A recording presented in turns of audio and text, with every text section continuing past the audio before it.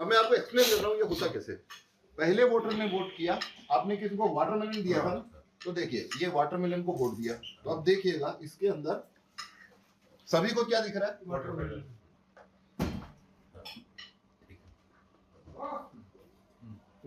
अब देखिए इंपॉर्टेंट क्या है, आपने सिंबल वेरीफाई किया, अब आप जा चुके, अब अगला वोटर आता, उसे क्या दिख रहा है, अब आप अगले वोटर है मान लीजिए, आपको क्या दिख रहा है, कुछ नहीं है, कुछ भी नहीं, कुछ भी नहीं है। अब आप वोट कास्ट करते हैं, तो मान लीजिए आपने भी वोट कास्ट किया वाटरमेलन, तो इसने क्या किया, आपको जो पर्ची दिखाई थी वही पर्ची लाइट जला के इनको भी दिखा दी, और लाइट बंद कर देगा अभी, ये लाइट बंद कर देगी, एक ही पर्ची दो जनों, अब लाइट बुझा के इसने चुपचाप एप्पल छापा, जब तक आप जा चुके हैं। अच्छा, जब तक आप जा चुके हैं। पर वो एप्पल छापना दिखा क्यों नहीं आपको, क्योंकि लाइट नहीं है। और वही पर्ची आपको भी दिखाई, वो आपको क्यों नहीं दिखा, क्योंकि कांच काला है। अब मैं ये व्हाइट कर देता हूं कांच को, और अब मैं वोट चोरी नहीं कर पाऊंगा। ये मैंने इस कांच को अब व्हाइट, एक कोई मोबाइल चाहिए मुझे अंदर रखने के लिए, लाइट चलाऊंगा जिसका लाइट ऑन हो, कोई भी मोबाइल दे दीजिए, शर्मा जी अगर एक हम तो वोट चोरी नहीं होगा, एक केला और फिर तो वाटरमेलन वोट चोरी नहीं होगा। दो वोट एक साथ आएगा वो चोरी तब भी होगा, दो वोट पर ही लागू होगा। दो वोट पर ही लागू नहीं होगा। होगा। वोटिंग अमूमन होती है ऐसे ही है ना कि परिवार जाता है, फैमिली के 5 मेंबर साथ ही वोट डालते हैं। होता ही ऐसे ही है कि एक साथ या तो पूल पे लगेंगे या एक साथ हाथ पे। ये है 2017 का से पहले का वीवीपैट। अब देखिए इसके अंदर कांच व्हाइट है, अब मैं वोट देता हूं वाटरमेलन, वाटरमेलन दिखा, दिख गया, पर देखिए अब ये लाइट बंद होगी मान लीजिए, तब भी अब नया वोटर जब आएगा, जब नया वोटर आएगा तब भी आप आए नए वोटर, तो आपको क्या दिख रहा है, वाटरमेलन, तो आप वोट देंगे क्या, आप क्या बोलेंगे, वोट तो पहले से रखा हुआ है। और अगर आपने फिर भी वोट दिया तो आप क्या देखेंगे कि यही पर्ची आपको उसने दिखा दी वाटरमेलन की, देखो वही पर्ची दिखा दी, और अब वो एप्पल छापेगा, तो वोटर को क्या दिख रहा है, अब एप्पल छापेगा, लाइट बंद हो गई ना, अब आपको एप्पल छपता हुआ दिखेगा, ये एप्पल छपता हुआ दिखा, पहले दिखा था 2 बार, नहीं दिखा, ये इस व्हाइट कांच से दिख रहा है। तो 2017 से पहले ये कांच व्हाइट था, इसलिए वोट चोरी नहीं हो सकती थी, वो दिखाई देती थी। तो 15 सेकंड को घटाकर 7 सेकंड करना, और दूसरा कांच को ब्लैक को व्हाइट करना। अब आप इसमें देख रहे हैं एप्पल का वोट रखा हुआ है, अब मैं ये कांच काला कर देता हूं, वापस से आपको ये एप्पल का वोट दिखना बंद हो जाएगा।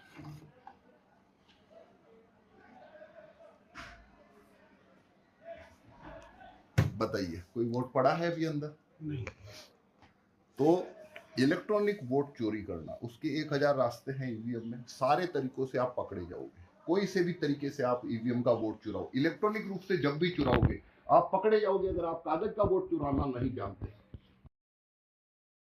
हमारे देश के अंदर चुनाव आयोग ने ईवीएम में वोटिंग चोरी करने के नए नए तरीके खोज निकाले हैं। साथियों अभी आपने एक नया तरीका देखा है वोटिंग चोरी करने का।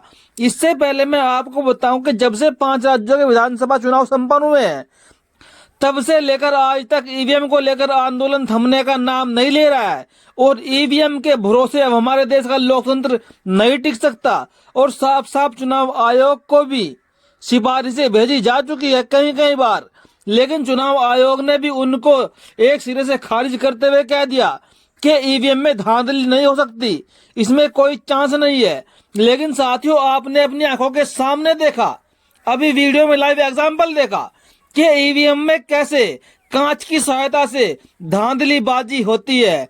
साथियों एक वोट को यानी कि एक वोट की पर्ची को ही काले कांच की सहायता से 2-3 वोटरों को दिखाया जाता है। जब 2-3 वोटर इकट्ठे आते हैं किसी एक प्रत्याशी को वोट डालने के लिए, तो उसमें साथियों 3-4 वोटों की हेराफेरी आराम से की जा सकती है। तो साथियों ऐसे में आपने देखा होगा कि गांव में, गलियारों में, सिटी में जब भी कोई वोट डालने जाता है ज्यादातर पूरी की पूरी फैमिली इकट्ठी होकर जाती है। तो साथियों इकट्ठी फैमिली अगर जाएगी तो जाहिर सी बात है 90% फैमिली एक ही प्रत्याशी को वोट करती है। 10% लोगों में ही ऐसा होता होगा कि सबकी राय अलग अलग होती है, लेकिन मोर देन 90% फैमिली में ऐसा होता है कि उन सबका वोट एक ही प्रत्याशी को जाता है। आजकल हमारे देश में जो वोटिंग हो रही है वो विचारधारा के बेस पे हो रही है, न कि जागरूक मुद्दों को लेकर। साथियों, आपने देखा लगातार बीजेपी ने राम मंदिर के मुद्दे को लेकर पूरा हंगामा खड़ा किया हुआ है और राम मंदिर के सहारे मोदी चाह रहे हैं कि इस बार उत्तर प्रदेश में ही नहीं पूरे देश में कम से कम 10% वोटों की बढ़ोतरी बीजेपी कर पाए 2024 के लोकसभा चुनाव में।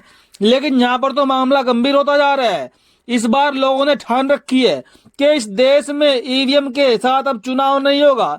अब चुनाव होगा तो बैलेट पेपर से होगा, क्योंकि साथियों दिल्ली के अंदर जंतर मंतर पे सुप्रीम कोर्ट के बड़े बड़े वकीलों ने धरना देकर बीजेपी सरकार को हिला रखा है और बीजेपी सरकार न तो कुछ बोल सकती और न कुछ कह सकती।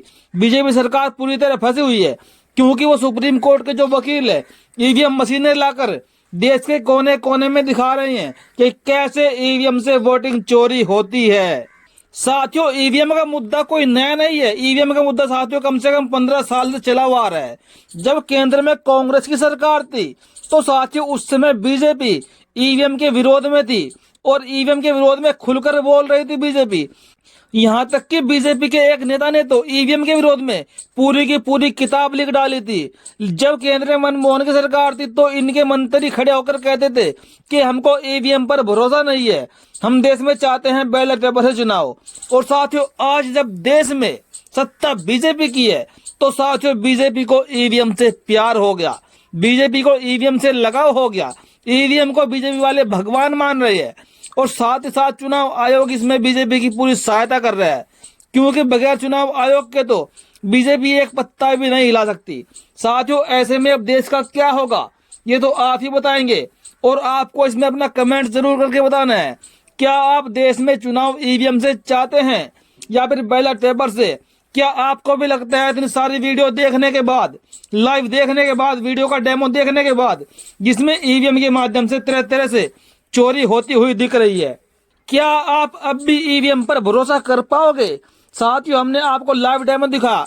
एक तरफ साथियों दिल्ली के अंदर जंतर मंतर पे सुप्रीम कोर्ट के बड़े बड़े वकील एडवोकेट भानु प्रताप, एडवोकेट महमूद प्राजा साहब, जिनको साथियों एक दिन के लिए तो पुलिस भी उठाकर ले गई थी, उनको डिटेन कर लिया गया था, लेकिन फिर उनको छोड़ना पड़ा और साथियों अगले दिन फिर उन्होंने धरना प्रदर्शन किया और पूरे देश से लोग सड़कों पर जमा हुए।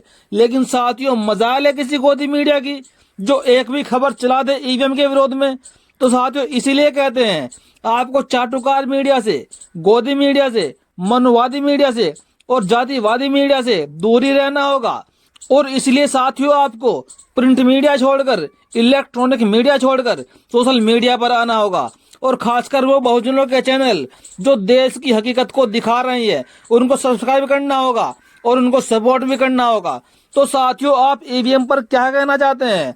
वैसे तो आप जानते हैं कि पूरे देश के कोने कोने से ईवीएम के ऊपर लोग गुस्सा हैं, ईवीएम पर लोग भड़के रहते हैं। अगर आप किसी भी गली मोहल्ले में चले जाएंगे तो साथियों आपको उस मोहल्ले में कम से कम 60% लोग तो आराम से कहते हुए मिल जाएंगे कि हमको ईवीएम पर भरोसा नहीं है। लेकिन साथियों बीजेपी क्या करके मानेगी? क्या देश में तानाशाही चलती रहेगी? क्या हमारे देश का विपक्ष इतना मजबूत अभी तक नहीं हुआ जो ईवीएम को बंद करवा सके? क्या सुप्रीम कोर्ट के दरवाजे बंद हो चुके हैं? क्या हमारे देश का लोकतंत्र इस मशीन के सहारे चलता रहेगा? आखिर साथियों कब तक देश के साथ खिलवाड़ होता रहेगा? सुप्रीम कोर्ट के बड़े बड़े वकील जो एडीआर की तरफ से सुप्रीम कोर्ट में खड़े थे ईवीएम के मुद्दे को लेकर, क्या साथियों उनकी दलीलें फीकी पड़ गई या फिर चुनाव आयोग अपनी मनमानी करने में उतर गया या फिर मोदी सरकार अपनी मनमानी कर रही है? साथियों अब आपको सबक सिखाना पड़ेगा। जो देश विरोधी देश में लोग रहते हैं और सत्ता में रहते हुए देश का नाश करने पे तुले हुए हैं, आपको उनको सबक सिखाने का समय आ गया है, क्योंकि 2024 का लोकसभा चुनाव सर पे है। इस लोकसभा चुनाव में आप हकीकत दिखा दीजिए कि देश की जनता क्या चाहती है। जो सच में देश का अनुयायी है, जो सच में देशभक्त है, जो सच में चाहता है कि हमारा देश खुशहाल हो, देश में रोजगार पैदा हो, देश में सुख शांति पैदा हो, देश में भाईचारा हो, वो इस बार 2024 में अपना एक एक कीमती वोट सही पार्टी को दे।